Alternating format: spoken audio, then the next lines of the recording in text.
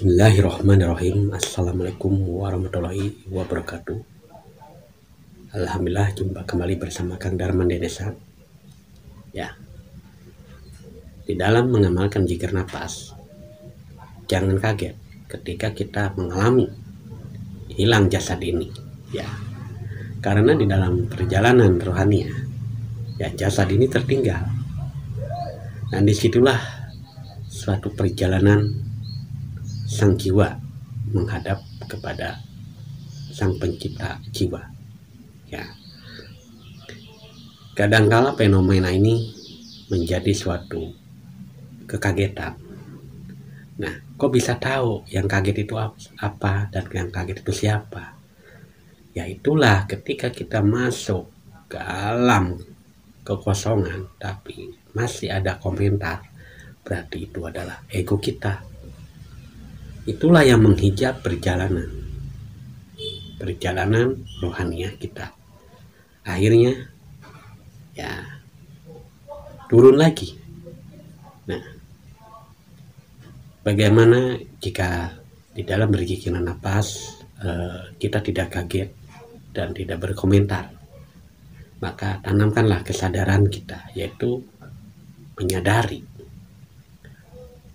serta menerima apapun yang terjadi adalah suatu kehendak Allah.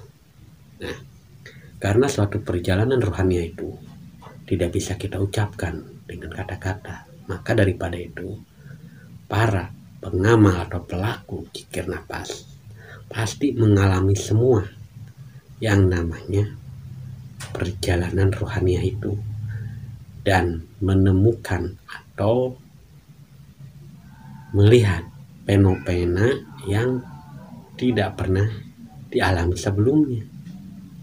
Nah, apalagi ketika kita menyadari bahwa ketika berjalan ke alam rohani itu jasad itu nggak ada.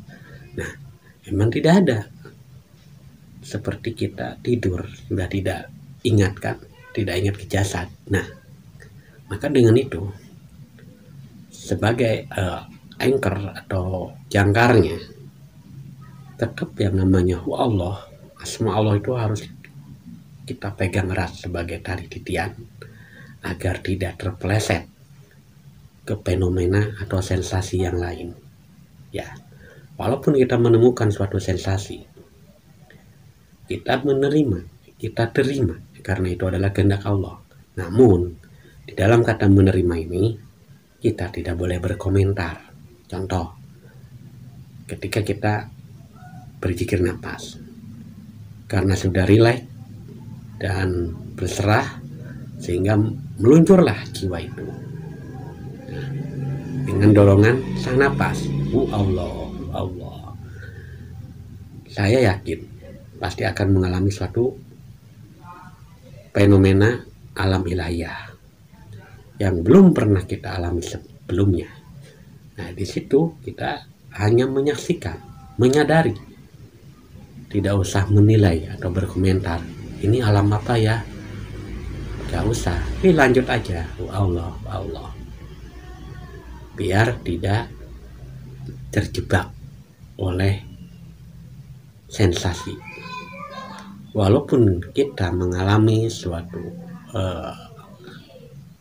alam yang tidak bisa diucapkan, yaitulah yang disebut dengan pembelajaran, yang disebut dengan pengetahuan yang Allah pahamkan kepada kita sebagai hamba yang selalu mendekat kepadanya dengan metode zikir nafas. Dan sebagai tali titian yaitu asma Allah. Maka jangan pernah kaget, jangan pernah heran, jangan pernah aneh. Ketika memang kita benar-benar atau bersungguh-sungguh untuk mendekat kepada Allah, terima saja. Tak usah menilai dan berkomentar di dalam perjalanan rohaniah itu. Maka itulah suatu penyaksian sehingga jiwa kita ini selalu sadar kepada Allah Subhanahu wa Ta'ala. Nah, Pada intinya, perjalanan rohania itu adalah suatu penyaksian atau bersahadat. Karena kita harus mengalami, kita harus memahami dan dipahamkan oleh Allah apa itu perjalanan rohania. Tidak serta-merta Allah memahamkan ilmunya kepada kita yang selalu berjalan dan mendekat kepada Allah dengan metode zikir nafas ini, kalau kita ini bersungguh-sungguh untuk sadar. Jika kita tidak bersungguh-sungguh, ya akhirnya sensasi dan sensasi yang kita dapatkan, maka posisikanlah jiwa kita sebagai jiwa yang sadar, yaitu sadar kepada Allah Subhanahu wa Ta'ala. Karena suatu pengalaman, kita mengalami suatu peristiwa yang belum pernah kita alami sebelumnya di dalam spiritual metode zikir nafas ini, kadangkala kita ya terheran-heran sendiri, kok seperti ini ya, kok seperti itu ya. Ya itulah yang disebut dengan alam ruhania atau alam ilahiyah. Maka para pengamal zikir nafas itu harus melakoninya, melakukan, mengalami dengan sendiri, biar tidak katanya. Karena metode zikir nafas ini emang sebuah metode untuk mendekat kepada Allah. Ya, memang di dalam Islam banyak zikir-zikir atau wirid-wirid. Namun yang lebih khusus atau yang lebih cepat adalah dengan napas. Karena napas adalah sebagai amanah dari Allah. Napas adalah pertanggungjawaban kepada diri yang diberikan napas. Maka kita harus selalu berzikir dengan napas ini agar Allah senantiasa memberi kenikmatan, kebahagiaan lahir maupun batin.